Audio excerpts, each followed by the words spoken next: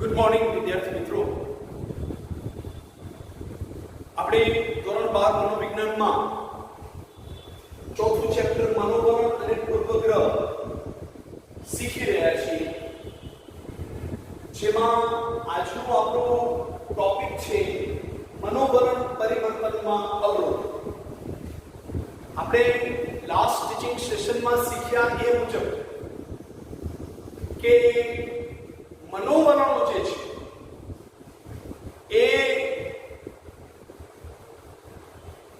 Mostly મોટા ભાગે કાયમી હોય છે. એ એના સ્વરૂપમાં આપણે શીખ્યા હતા. ત્યાર પછી મનોવલણ ઘડતરમાં કયા કયા પરિબળો અગત્યનો રોલ પ્લે કરે છે, એટલે કે મનો ઘડતરની રીતો વિશે પણ આપણે વિગતવાર શીખ્યા અને સમજ્યા. હવે પ્રશ્ન એ ઉપસ્થિત થાય છે કે શું મનોવલણોમાં પરિવર્તન લાવી શકાય છે? તો જવાબ છે હા. મનોવલણોમાં મેં મારા અગાઉના લાસ્ટ ટીચિંગ સેશનમાં કીધું હતું કે મનોવલણમાં પરિવર્તન લાવી શકાય છે. બરાબર. આપણે અત્યારે સૌ જોઈએ છીએ કે પહેલા આપણા ભારતીયોની છાપ, એમાં પણ ખાસ કરીને ગુજરાતીઓની છાપ એવી રહી હતી કે આપણે ત્યાં ગંદકી બહુ જોવા મળે, પરંતુ ગાંધીજીએ જે સ્વચ્છતા નો આગ્રહ રાખ્યો અને ત્યાર પછી ભારતની પ્રજામાં શિક્ષણના પરિણામ સ્વરૂપ સ્વચ્છતા પ્રતિ જે જાગૃતિ આવી, જેણે વ્યાપક સ્વરૂપ ધારણ કર્યું, વ્યાપક પાયા પર એ ઝુંબેશ ફેલાઈ અને વ્યાપક પાયા પર લોકોએ એ ઝુંબેશને સ્વીકારી અને આચરણમાં પણ મૂકી. પરિણામ સ્વરૂપ હવે તમે જોજો આપણા મનોવલણમાં પરિવર્તન આવ્યું છે. હવે આપણે ગાર્ડનમાં જઈએ છીએ અને ત્યાં માની લો કે નાસ્તો કરીએ છીએ તો જે ફૂડ પેકેટ્સ હોય છે એ આપણે પહેલા ડસ્ટબિન જોઈએ છીએ કે ડસ્ટબિન ક્યાં છે, એમાં થ્રો કરવાનો આગ્રહ આપણે રાખશું. કેટલાક અપવાદરૂપ કિસ્સાઓમાં હજુ જોવા મળશે જ, કારણ કે ગમે તેમ તો ભારતની પ્રજા છે, બરાબર. 100% સુધરવાની અપેક્ષા આપણે રાખી શકીએ નહીં. 2-5% પ્રજા હજુ જૈસે થે, બરાબર, એ જ રીતે એ જ મનોવલણોમાં જીવશે અને મેં તમને કીધું એ પ્રમાણે જ્યાં ખાશે ત્યાં થૂકશે. But let it go to the hell. જવા દો એ વાતને. we have nothing to do with it. આપણો જે મૂળ પ્રશ્ન છે એ છે શું મનોવલણમાં પરિવર્તન લાવી શકાય છે? તો એનો મનોવિજ્ઞાન જવાબ આપે છે કે હા, મનોવલણોમાં પરિવર્તન લાવી શકાય છે, પરંતુ મનોવલણના પરિવર્તનમાં કેટલાક અવરોધો છે. કયા કયા અવરોધો છે જોઈએ. પહેલો અવરોધ મનોવલણની પ્રબળતા.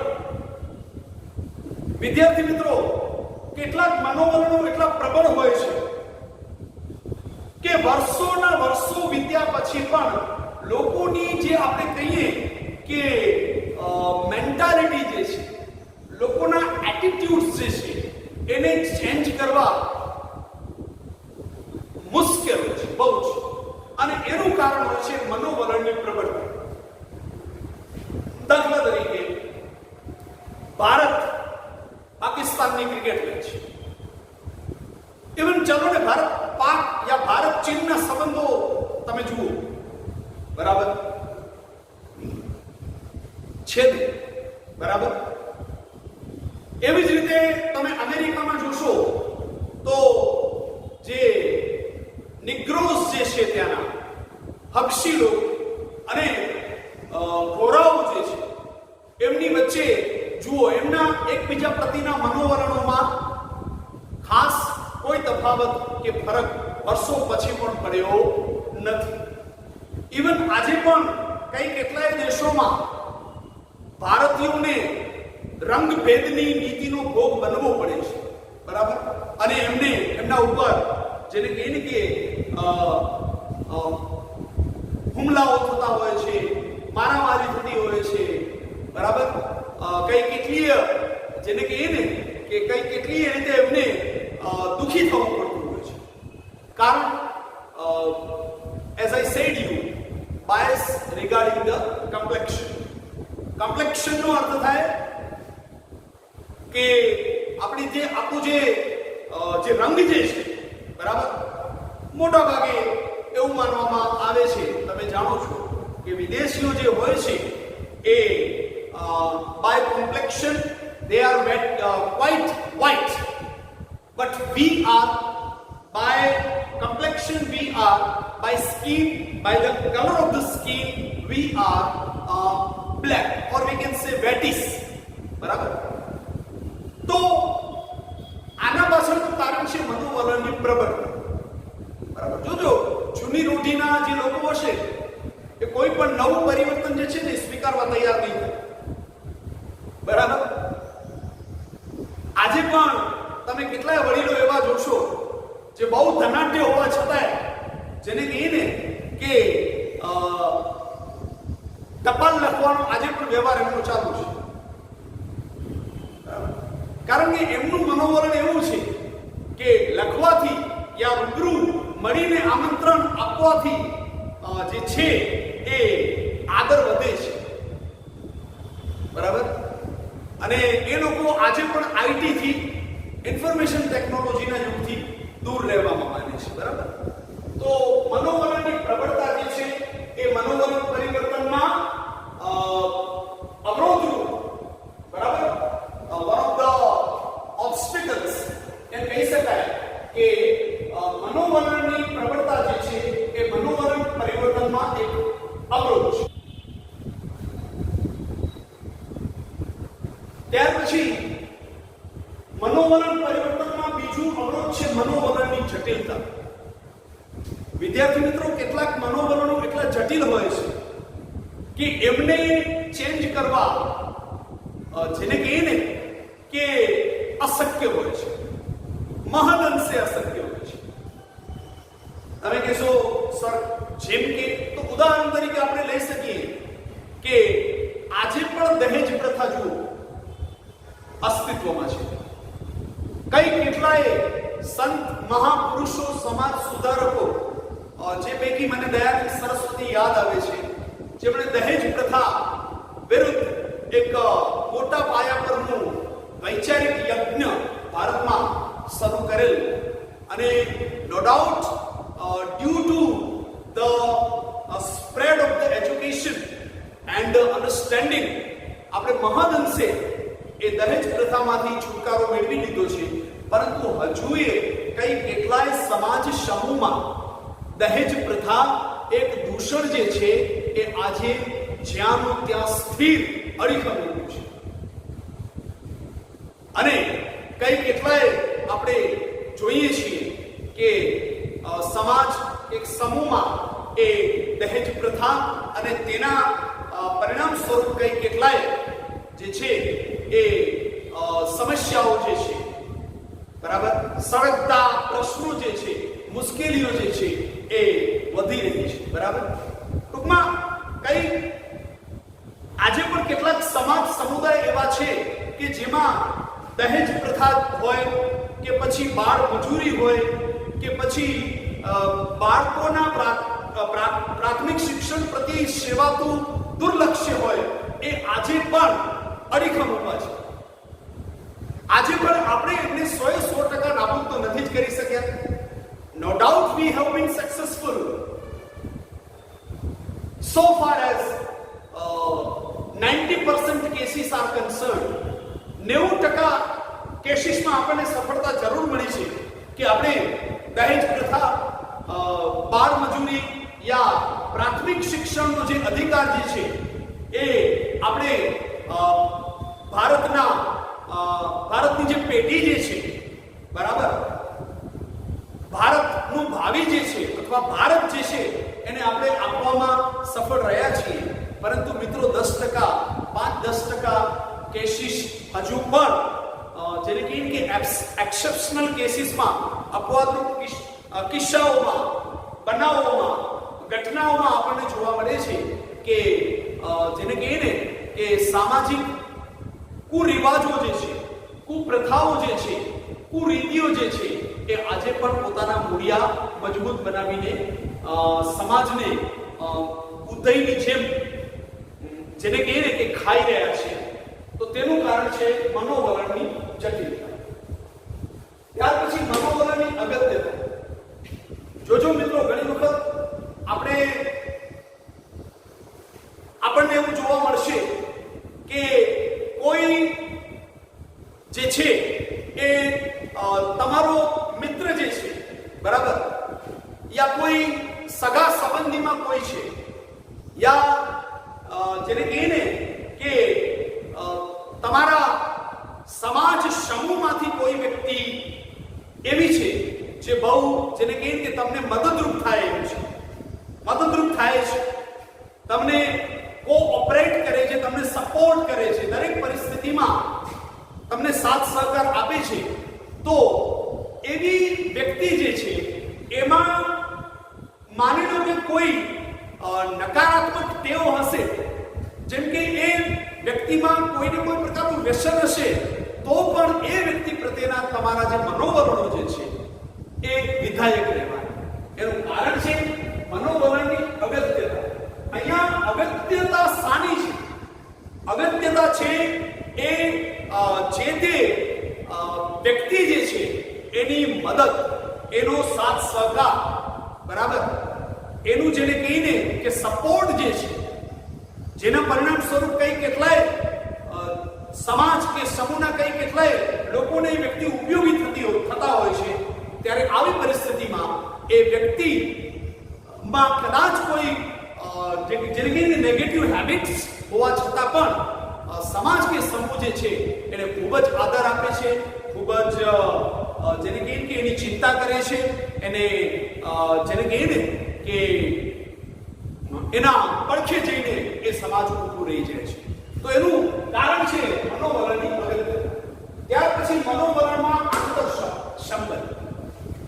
આંતરસંબંધનો અર્થ વિદ્યાર્થી મિત્રો તમને વ્યવહારિક ઉદાહરણ સ્વરૂપે હું આપું તો માની લો કે કોઈ શિક્ષક જે છે એ જે તે વિષય બહુ જ સરસ રીતે શીખવાડે છે વિદ્યાર્થીઓને, તો એ જે તે વર્ગમાં જે વિદ્યાર્થીઓ જે છે એમાં પણ ખાસ કરીને જો કે સમગ્ર વર્ગ જે તમામ વિદ્યાર્થીઓને એ શિક્ષક પ્રતિ જેને કહીએ ને કે આદર હોવાનું, જેને કહીએ ને કે અહોભાવની લાગણી હોવાની, અને આપણે એમ કહી શકીએ કે એના એ શિક્ષક પ્રત્યેના મનોવલણો વિધાયક હોવાના.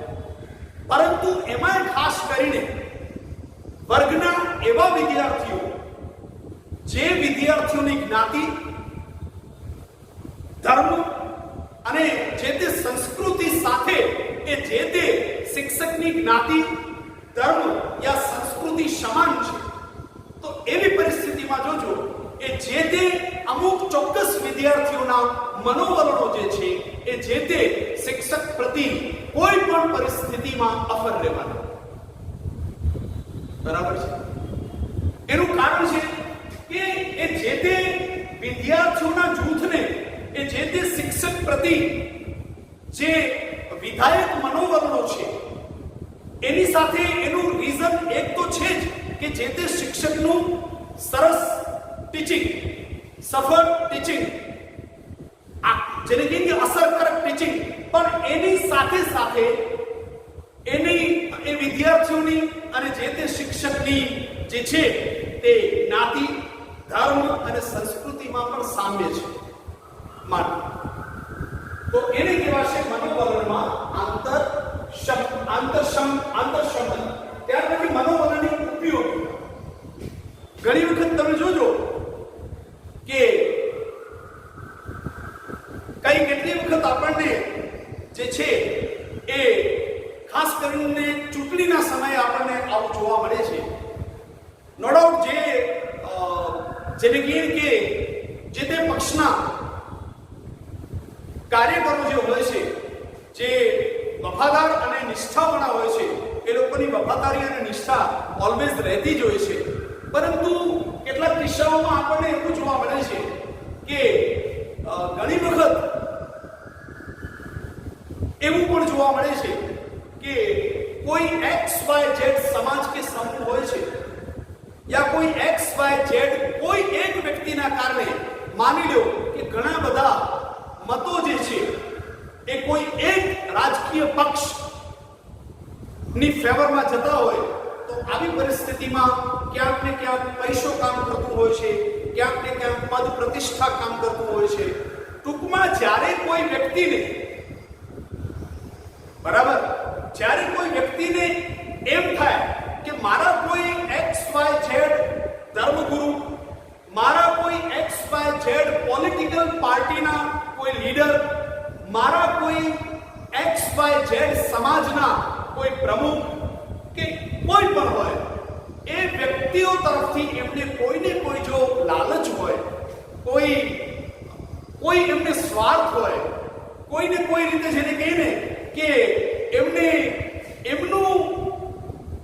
એમની સાથે વધુમાં વધુ તમામ પ્રકારે ખાસે આર્થિક રીતે એનું હિત સચવાતું હશે ને, તો આવી પરિસ્થિતિમાં તમે જોજો એ કોઈ પણ વ્યક્તિ હશે, એના મનોવલણો જે છે એ પછી જે તે મેં તમને કીધું એ પ્રમાણે કે જે તે સમાજ કે જે તે પોલિટિકલ પાર્ટી કે જે તે જેને કહીને કે વ્યવસ્થા પ્રતિના મનોવલણો જે છે એમાં ક્યારે કોઈ ફરક પડતો નથી.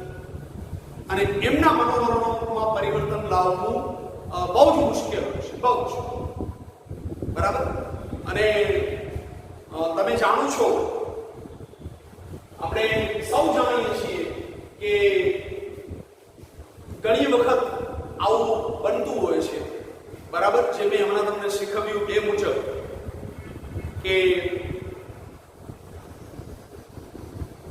દેશની અંદર જ ઘણી વખત જે હિંસા ફાટી નીકળે છે, બરાબર, તો એ પછી હિંસા હોય કે હુલ્લડ હોય કે અન્ય કોઈ પણ પ્રકારનું જેને કહીએ ને કે કોઈ વર્ગ વિગ્રહ, એની પાછળના જે જવાબદાર પરિબળો જે હોય છે એ એમના ઈરાદા યા પ્રયોજનો અલગ જ હોય છે. અને વધુ એના ઉપર ચર્ચા ન કરતા આપણે એટલું જ કહી શકીએ કે આજના સમયમાં તો ખાસ, બરાબર, કોઈ વ્યક્તિને કોઈ લાલચ આપવામાં આવશે, કોઈ પદ પ્રતિષ્ઠા ઓફર કરવામાં આવશે, પૈસાની ઓફર કરવામાં આવશે, ત્યારે એ જે તે વ્યક્તિ જે છે XYZ વ્યક્તિ, એ XYZ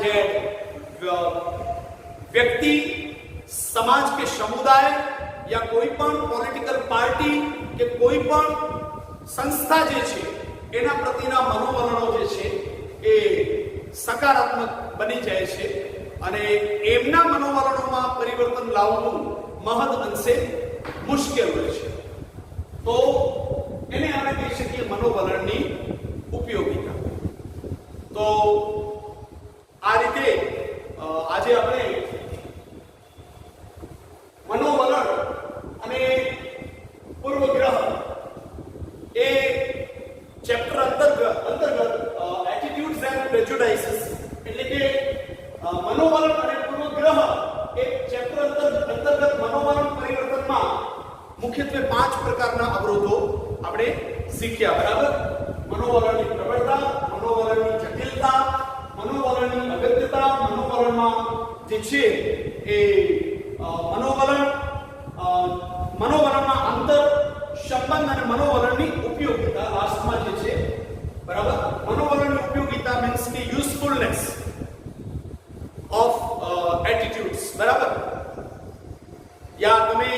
મેં અગાઉ જે શબ્દ વાપર્યો હતો બરાબર, યુટિલાઇઝેશન ઓફ એટીટ્યુડ્સ એટલે કે મનોવલણની ઉપયોગિતા.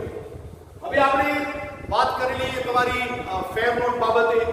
તો તમારી જે સાયકોલોજીની ફેર નોટ જે છે, ફેર નોટબુક જે છે, એમાં મોસ્ટ આઈએમપી જે છે એ નિબંધ પ્રકારના પ્રશ્ન પૂછાય છે, જે તમે સુવાચ્ય અક્ષરોમાં કમ્પ્લીટ આન્સર સાથે ઘણી વખત ઘણી નોટોમાં જવાબ અધૂરા જોવા મળે છે. તો એવું જોવા ન મળતા તમારે તમારા જે તે પ્રશ્નનો જવાબ જે છે એ સંપૂર્ણપણે લખવાનો છે અને સિન્સિયરલી પ્રિપેર પણ કરવાનું છે, બરાબર. છતાં પણ મનોવલણ પરિવર્તનના અવરોધોને લઈને તમને કોઈ પણ ડાઉટ્સ કે ડિફિકલ્ટીઝ હોય તો આપ જરૂરથી શેર કરી શકો છો. I will immediately solve your doubts and difficulties. Till then, goodbye. Have a nice day and thank you so much.